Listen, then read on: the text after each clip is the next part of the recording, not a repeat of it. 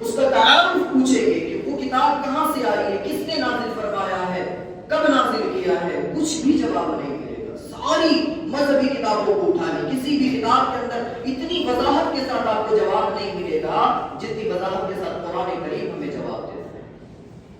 قرآن سے اگر سوال کریں گے کہ اے قرآن بتا تو کیسی کتاب ہے، تو قرآن کیا جواب دے گا؟ اللہ نے قرآن کے اس سوال کا جواب بھی قرآن کریم کے اندر بیان فرما دیا۔ ذالک الکتاب لا ریب فیہ، یہ کیسی کتاب ہے کہ اس کتاب کے اللہ کی کتاب ہونے میں ذرہ برابر بھی شک اور شبہ نہیں کیا جا سکتا۔ باقی کتابوں سے پوچھو کہ تو کیسی کتابیں ہو، کوئی جواب نہیں۔ قرآن سے پوچھو کہ قرآن تو نے تو بتا دیا کہ تو کیسی کتاب ہے، اب ذرا یہ بھی تو واضح کر دے کہ تو کب نازل کی گئی ہے اور تجھے کب اتارا گیا ہے۔ قرآن جواب دیتا ہے شہر رمضان الذی انزل فیہ القرآن ھدی للناس وبینات من الھدی والفرقان۔ اللہ یہ بیان فرما رہا ہے کہ یہ رمضان کے مہینے میں اس قرآن کو نازل کیا گیا ہے، اور اس قرآن پر اللہ رب العالمین نے لوگوں کے لیے ہدایت کے لیے نازل فرمایا۔ اور یہ کیسی کتاب ہے؟ ھدی للناس وبینات من الھدی والفرقان، سچ کا سچ اور جھوٹ کا جھوٹ دونوں کو واضح کر دینے والی اس کتاب کو اللہ نے نازل فرمایا۔ اسی لیے تو اللہ نے اسے فرقان بھی کہا، یعنی فرق کرنے والی کتاب، حق اور باطل کے درمیان فرق کرنے والی کتاب، دودھ کا دودھ اور پانی کا پانی کر دینے والی۔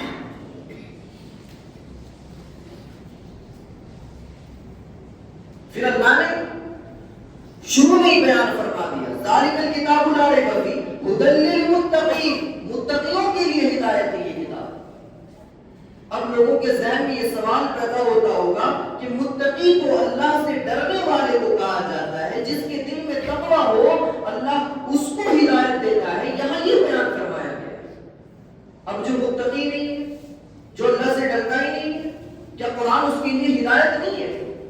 ھدی للمتقین، متقیوں کے لیے اللہ نے اس کتاب کو ہدایت بنا کر نازل فرمایا۔ اس کا یہ مطلب نہیں کہ یہ کتاب چوروں کے لیے ہدایت نہیں ہے، ڈاکوؤں کے لیے ہدایت نہیں ہے، زانیوں کے لیے ہدایت نہیں ہے، شرابیوں کے لیے ہدایت نہیں ہے۔ اللہ دوسری جگہ بیان فرماتا ہے ھدی للناس، دنیا کے اندر چپے چپے پر بسنے والی انسانی آبادی کے لیے اللہ نے اس قرآن کو ہدایت بنا کر نازل فرمایا۔ یہ قرآن کا ایک اسلوب ہے کہ ایک جگہ اللہ کہہ رہا ہے، اس کو کوئی یہ نہ کہے کہ اللہ نے ایک جگہ تو یہ بیان فرمایا دوسری جگہ وہ بیان فرما رہا ہے۔ مطلب کیا ہے؟ یہ قرآن کا اسلوب ہے، اپنا انداز ہے۔ ھدی للمتقین اور پھر ھدی للناس۔ اگر صرف یہ متقیوں کے لیے ہدایت بن کر نازل کیا جاتا ہے اس قرآن کو، تو پھر آج غیر مسلم قرآن کریم پڑھ کر اسلام قبول کرتے ہیں۔ یہ ہے قرآن نے مہینہ بتا دیا۔ اب قرآن سے پوچھو کہ دن میں اتاری گئی ہے یا رات میں؟ انا انزلناہ فی لیلۃ القدر وما ادراک ما لیلۃ القدر لیلۃ القدر خیر من الف شہر۔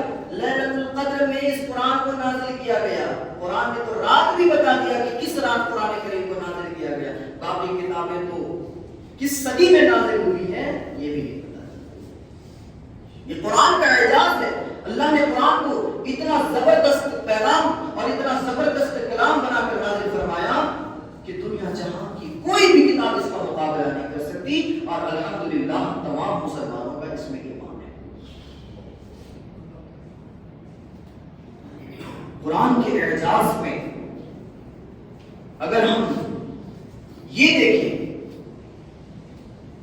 کہ اللہ رب العالمین کی بہت ساری کتابیں نازل کرتا ہے، تورات، زبور، انجیل، یہ بھی اللہ رب العالمین کی نازل کردہ کتابیں، صحیفوں میں صحف ابراہیم اور صحف موسیٰ جو ہے اللہ رب العالمین کی نازل کردہ کتابیں ہیں۔ لیکن اگر ہم ان کتابوں کو اٹھائیں تو صحف موسیٰ اور صحف ابراہیم جو ہے وہ اس زمانے میں ہی ختم ہو گئی۔ رہا مسئلہ توریت کا تو وہ اس کے اندر چینجنگ اور تبدیلی آ گئی، اس کے اندر پریورتن آ گیا، اور رہا مسئلہ انجیل کا تو اس کے اندر بھی بگاڑ پیدا ہو گیا، اور مسئلہ بگاڑ کر دین اور شریعت کو بگاڑ کر کہیں اور کا کہیں اور لگا دیا، یعنی اس کے جو ذاتیے تھے اس کو چینج اور بدل دیا گیا۔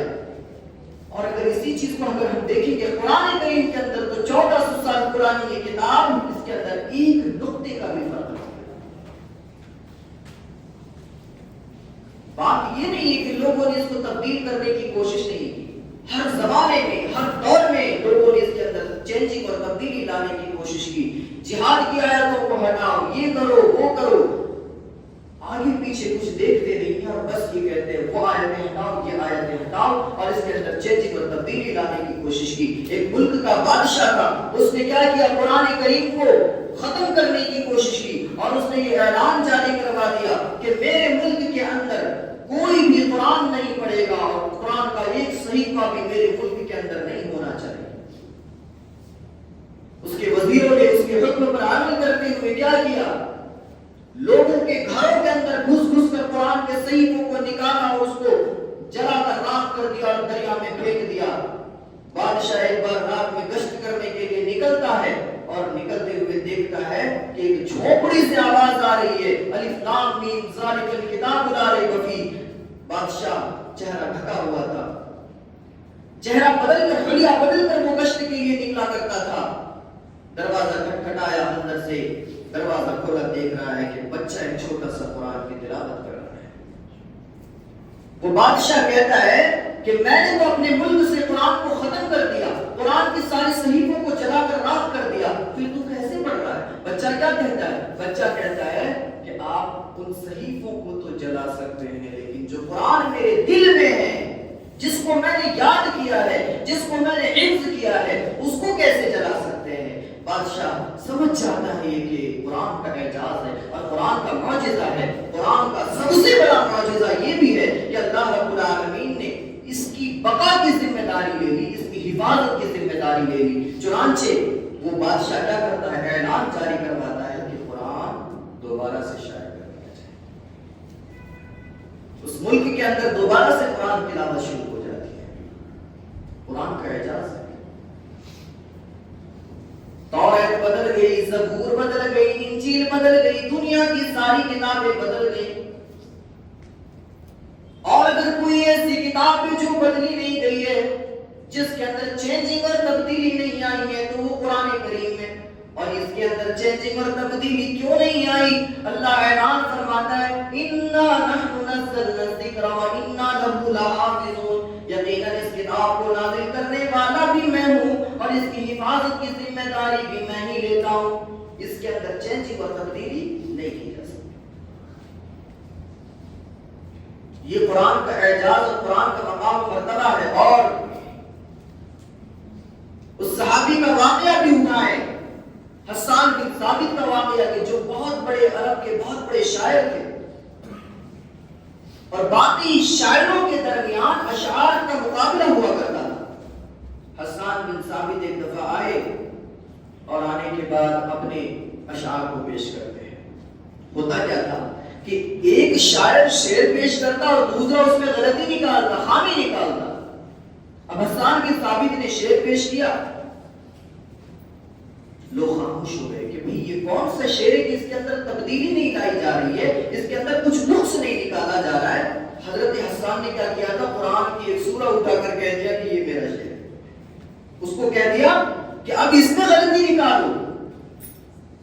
قرآن کی وہ سورہ اِنَّا أَعْطَيْنَاكَ الْكَوْثَرَ فَصَلِّ لِرَبِّكَ وَانْحَرْ إِنَّ شَانِئَكَ هُوَ الْأَبْتَرُ۔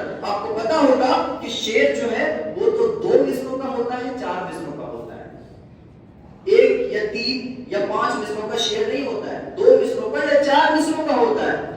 سب شعراء پریشان ہو گئے کہ یہ کیسا شعر ہے کہ اس میں 3 مصرے ہیں، اِنَّا أَعْطَيْنَاكَ الْكَوْثَرَ فَصَلِّ لِرَبِّكَ وَانْحَرْ إِنَّ شَانِئَكَ هُوَ الْأَبْتَرُ۔ 3 مصرے، 3 جملے، بات بھی مکمل، کوئی نقص بھی نہیں نکالا جا رہا ہے۔ معاملہ کیا ہے؟ لوگوں نے طے کر لیا حسان بن ثابت کو انعام دیا جائے۔ ایک شاعر کھڑا ہوا کہنے لگا کہ نہیں، میں اس کے اندر کچھ غلطی نکالوں گا، نوٹ کر لیتا ہے، گھر چلا جاتا ہے۔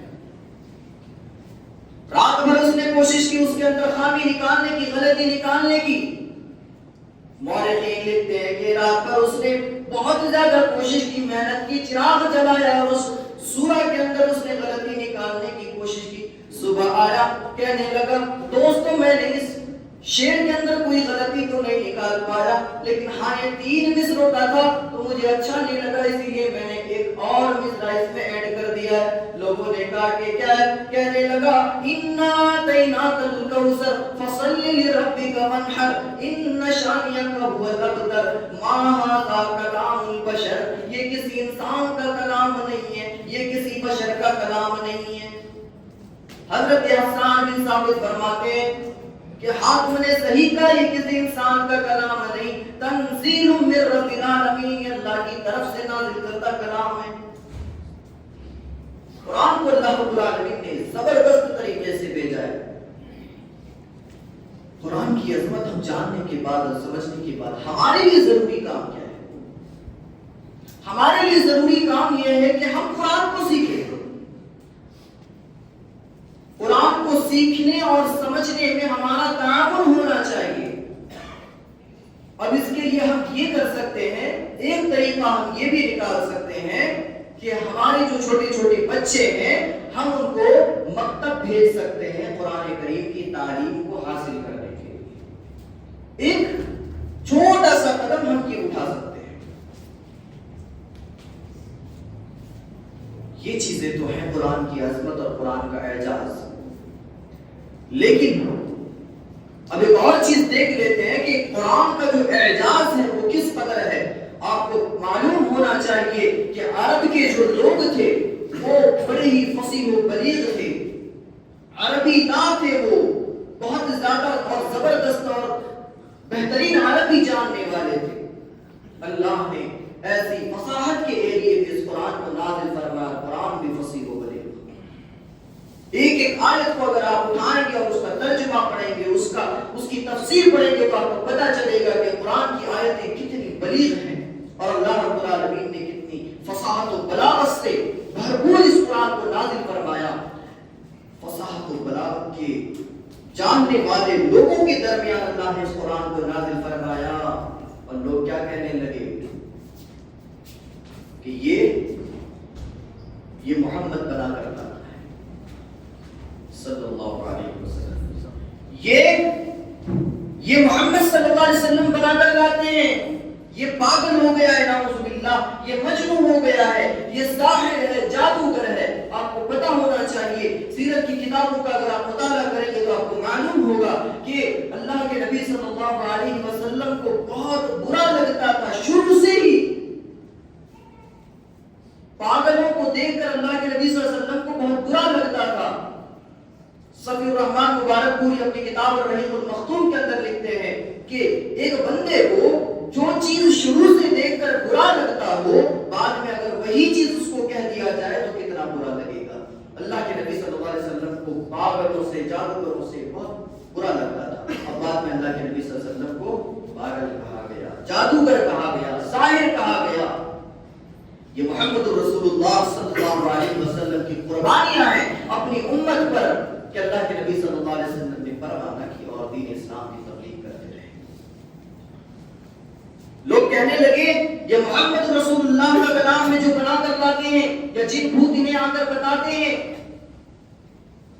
اللہ کے نبی صلی اللہ علیہ وسلم خاموش ہے۔ اب اللہ رب العالمین اپنے نبی سے اتنی زیادہ محبت کرتا ہے، اتنی زیادہ محبت کرتا ہے کہ اللہ کے نبی صلی اللہ علیہ وسلم کچھ نہیں کہتے تھے کہ اللہ کے نبی آپ دفاع کیجئے، آپ ان لوگوں کو جواب دیجئے۔ باقی انبیاء کرام کی سیرت کو اٹھائیں گے تو آپ کو پتہ چلے گا کہ اللہ رب العالمین نے ان انبیاء کرام کو کہا کہ تم خود ان کا دفاع کرو، اپنے قوموں کا تم خود دفاع کرو، تم دفاع کرو، یا پھر تم اس طریقے سے اپنے قوم کو فتح یابی کرو، یا پھر ان سے اس طرح سے چھٹکارا پاؤ، وغیرہ وغیرہ چیزیں آپ اگر دیکھیں گے تو اللہ نے اپنے تمام نبیوں کو جہاں بھی پریشانی آئی اللہ نے کہا کہ تم کا دفاع کرو۔ لیکن یہ محمد رسول اللہ صلی اللہ علیہ وسلم ایک ایسی شخصیت، ایک ایسے رسول، ایک ایسے پیغمبر جن کے سر پر اللہ رب العالمین نے خاتم النبیین کا تاج پہنایا اور جنہیں اللہ رب العالمین نے آخری نبی بنا کر بھیجا۔ اللہ نے کبھی بھی اللہ کے نبی جناب محمد رسول اللہ صلی اللہ علیہ وسلم کو یہ نہیں کہا کہ آپ دفاع کیجئے اور آپ انہیں جواب دیجئے۔ ابو لہب نے جب کہا محمد رسول اللہ کو، تبت لک یا محمد، اے محمد تیرے دونوں ہاتھ ٹوٹ جائیں، تو غارت ہو جائے، برباد ہو جائے، نعوذ باللہ، تو اللہ نے یہ نہیں کہا کہ محمد صلی اللہ علیہ وسلم کو آپ کا چچا ہے، آپ خود جواب دیجئے۔ اللہ نے قرآن میں نازل فرما دیا تبت یدا ابی لہب وتب، ابو لہب کے دونوں ہاتھ ٹوٹ جائیں، اور یہ ایسا کلام بنا کر اللہ نے نازل فرمایا کہ رہتی دنیا تک جب تک قرآن باقی ہے قیامت کی صبح تک یہ سورہ پڑھ پڑھ کر لوگ اس وہ ان پر لعنت بھیجتے رہے۔ اللہ کو اپنے نبی سے اتنی محبت کہ اللہ نے ان لوگوں کا جواب قرآن میں نازل فرمایا۔ اللہ نے کیا بیان فرمایا کہ اگر تم یہ کہتے ہو کہ یہ کلام محمد رسول اللہ صلی اللہ علیہ وسلم کا ہے تو پھر ایک کام کرو، تم اس جیسا کلام پورا قرآن پیش کر کے دکھاؤ۔ لوگ خاموش ہو گئے، لوگوں کی زبانیں بند ہو گئی، کسی کی رگ حمیت نہیں پڑ گئی، کسی کے اندر یہ جرأت اور جسارت پیدا نہیں ہوئی کہ اس قرآن جیسا کوئی کلام پیش کر کے دکھائے۔ اللہ نے دیکھا کہ اس جیسا قرآن کوئی پیش نہیں کر رہا ہے، تو پھر اللہ نے دوسرا چیلنج نازل فرمایا، ام یقولون افترا قل فاتوا بعشر سور مثلہ مفتریات وادعوا من استطعتم من دون اللہ ان کنتم صادقین۔ اللہ یہ بیان فرما رہا ہے کہ اگر تم یہ کہتے ہو کہ یہ افترا ہے، یہ جھوٹ ہے، یہ محمد اپنی طرف سے گھڑ کر بنا کر لاتے، تو ایک کام کرو، تم اس جیسی 10 صورتیں بنا کر لاؤ، 10 صورتیں بنا کر لاؤ۔ سورۃ البقرہ اور سورۃ آل عمران جیسی صورتیں نہیں، سورۃ الکوثر اور سورۃ الاحد، سورۃ الاخلاص جیسی صورتیں بنا کر پیش کر دو۔ اللہ نے دیکھا کسی کی رگ حمیت نہیں بڑھ رہی ہے، سارے لوگ خاموش ہیں۔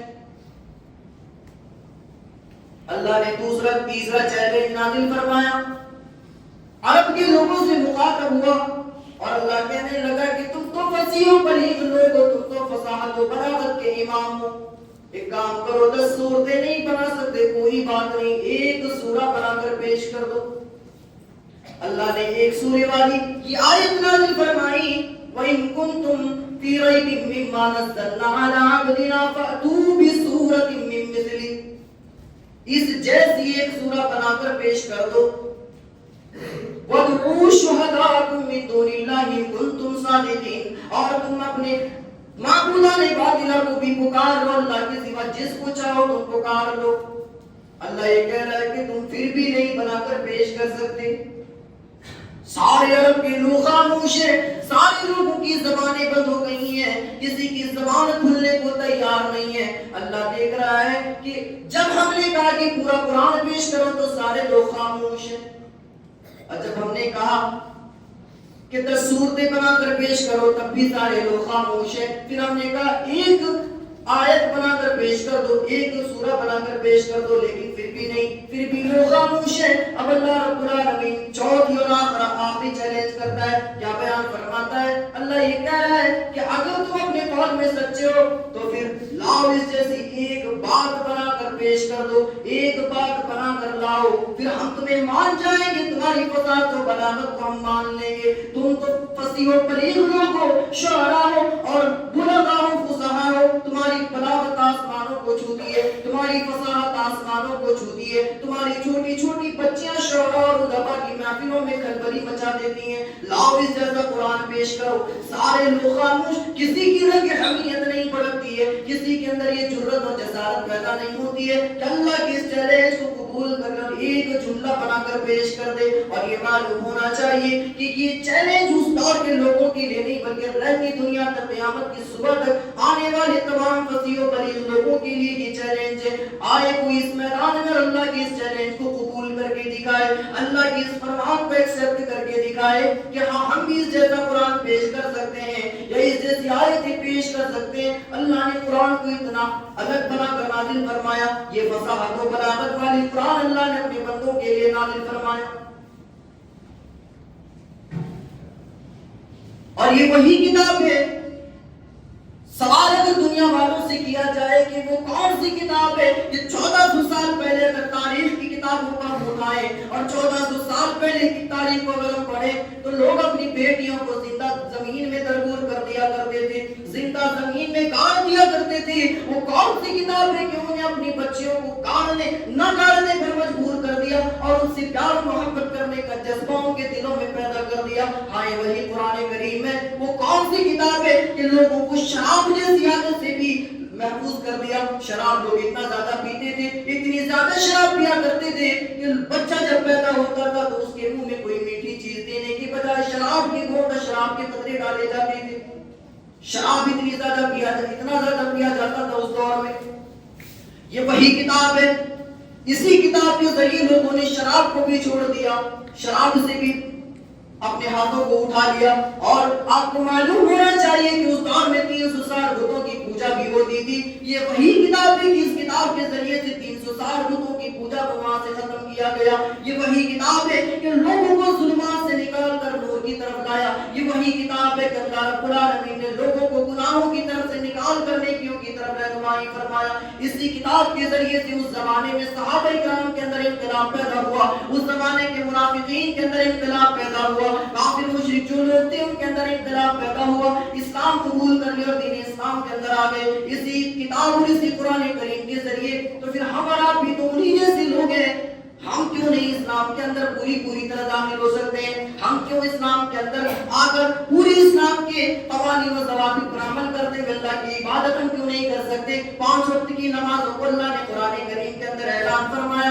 अक़ीमुस्सलाह, नमाज कायम करो। बावजूद इसके कुरान का ये पैगाम हमारे कानों में आता है, फिर भी हमें नमाज पढ़ने की तौफीक नहीं होती है। ये ना सोचना कि हम नमाज नहीं पढ़ रहे, हमारे पास वक्त नहीं है, बल्कि ये सोचना कि अल्लाह ने तुम्हें सर से पैर तक जो नेमतें अल्लाह ने दी है, आंखें दी है, नाक दी है, ज़बान दी है, हाथ दी है और जिस्म के सारे आज़ा अल्लाह ने दिए, बावजूद तुम इसके अल्लाह की बारगाह में सजदा रेज़ नहीं हो सकते। तो ये ना सोचना कि हमारे पास वक्त नहीं है और हम पढ़ना नहीं चाहते इसलिए नहीं पढ़ रहे, बल्कि ये सोच लेना कि अल्लाह तुम्हें इस लायक ही नहीं समझ रहा है कि तुम उसके बारगाह में सजदा करो, अल्लाह तुम्हें इसकी तौफीक नहीं दे रहा है। अल्लाह तमाम मुसलमानों को 5 वक्त नमाज अदा करने की तौफीक अता फरमाए। गौर करने की बात है कि कुरान करीम को अल्लाह रब्बुल आलमीन ने फसीह व बलीग बनाकर नाज़िल फरमाया और ये तमाम मुसलमानों पर सबसे बड़ा इनाम अल्लाह रब्बुल आलमीन का अपने मोहम्मद रसूलुल्लाह सल्लल्लाहु अलैहि वसल्लम का सबसे बड़ा मुआजिज़ा कि अल्लाह ने कुरान को नाज़िल फरमाया और नाज़िल फरमाने के बाद ऐसे नहीं छोड़ दिया, बल्कि उसकी हिफाजत की जिम्मेदारी भी अल्लाह ने अपने ऊपर ले ली कि इस किताब की जिम्मेदारी हम लेंगे, क्योंकि अल्लाह को मालूम था जिस तरह तौरात को बदला गया, ज़बूर को बदला गया, इंजील को बदला गया, कुरान को भी बदलने की कोशिश की जाएगी और हुआ भी ऐसा है। बाद में कुरान को तब्दील और चेंज करने की कोशिश की गई, लेकिन अल्लाह ने वादा जो कर दिया है, फिर अल्लाह का वादा झूठा नहीं होता है। हम और आप वादा करेंगे तो हो सकता है कि हम उसको पूरा न कर पाए, लेकिन अल्लाह तो हर चीज पर कादिर है। वो तो वादा कर दिया है कि मैं इसको पूरा करूंगा, सो अब वो पूरा करके रहेगा और कोई ऐसा बेटा जनेगा नहीं क़यामत की सुबह तक कि कुरान के चैलेंज का जवाब दे पाए या कुरान के अंदर कुछ चेंजिंग और तब्दीली ला पाए। जरूरत इस बात की है कि हम तमाम मुसलमान कुरान करीम से अपना रिश्ता जोड़े। अल्लाह हम तमाम मुसलमानों की इसकी तौफीक अता फरमाए। और आपको मालूम होना चाहिए कि पिछले जमाने में आप सहाबा इकराम के अदवार को उठा लेंगे, ताबीन तबे ताबीन के अदवार को उठा लेंगे तो आपको पता चलेगा कि वो लोग हमेशा सरबुलंद होकर रहा करते थे। उनकी जिंदगियों में तरक्की नाम की चीज थी। आज हमारी जिंदगियों से तरक्की नाम की चीज खत्म हो गई है। कारोबार में बरकत नहीं, बिजनेस में बरकत नहीं, बिजनेस हमारा नहीं हो रहा है, सही से नहीं चल रहा है। वजह क्या है? वो मुअज़्ज़ज़ थे ज़माने में मुसलमान होकर और हम खार हुए तारिक कुरान होकर। वो मुअज़्ज़ज़ थे ज़माने में मुसलमान होकर और हम जो आज कांटे हो गए हैं, हम जो ज़लील हो गए हैं, खार हो गए हैं, हमें यहाँ वहाँ से धक्के देकर निकाला जा रहा है, हमें तरक्की नसीब नहीं हो रही है, हमारा जो बिजनेस है वो नहीं बढ़ रहा है। हम चाहते हैं कि हमारे पास दौलत आ जाए, हम मसाजिद और मदारिस में खैरात करें, सदका करें, लेकिन हमें इसकी तौफीक नहीं हो रही है। वजह सिर्फ एक ही है कि हमने कुरान से अपना रिश्ता तोड़ लिया, कुरान से हमने छुटकारा हासिल कर लिया। बहुत सारे लोग ऐसे होंगे जो सिर्फ और सिर्फ रमजान मुबारक में कुरान करीम को उठाते हैं और कुरान करीम को पढ़ते हैं, लेकिन कुरान करीम सिर्फ रमजान के लिए नहीं है, बल्कि 12 महीनों के लिए कुरान करीम है, हर दिन के लिए कुरान करीम है। अपनी जिंदगी में जब भी आप जी रहे हैं, आप सांस ले रहे हैं, एक एक सांस अल्लाह रब्बुल आलमीन की बहुत बड़ी नेमत है। आपको अल्लाह ने बेहतरीन जिंदगी अता फरमाई है। अपनी जिंदगी का एक शेड्यूल बना ले कि हमें रोजाना एक सफा, एक रुकू पढ़ना है कुरान करीम, ये अपना एक मामूल बना ले।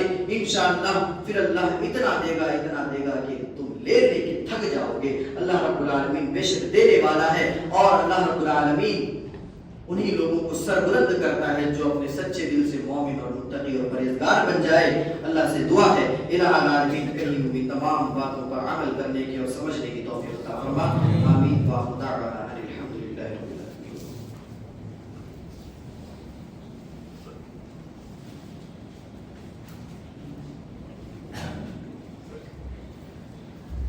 إن الحمد لله نحمده ونستعينه ونستغفره ونعوذ بالله من شرور أنفسنا ومن سيئات أعمالنا، من يهده الله فلا مضل له ومن يضلل فلا هادي له، وأشهد أن لا إله إلا الله وحده لا شريك له، وأشهد أن محمدا عبده ورسوله أرسله بالحق بشيرا ونذيرا وداعيا إلى الله بإذنه وسراجا منيرا. يا أيها الذين آمنوا اتقوا الله وقولوا قولا سديدا يصلح لكم أعمالكم ويغفر لكم ذنوبكم، ومن يطع الله ورسوله فقد فاز فوزا عظيما. إن الله وملائكته يصلون على النبي يا أيها الذين آمنوا صلوا عليه وسلموا تسليما. اللهم صل على محمد وعلى آل محمد كما صليت على إبراهيم وعلى آل إبراهيم إنك حميد مجيد. اللهم بارك على محمد وعلى آل محمد كما باركت على إبراهيم وعلى آل إبراهيم إنك حميد مجيد. عباد الله رحمكم الله، إن الله يأمركم بالعدل والإحسان وإيتاء ذي القربى وينهى عن الفحشاء والمنكر ولذكر الله أكبر والله يعلم ما تصنعون.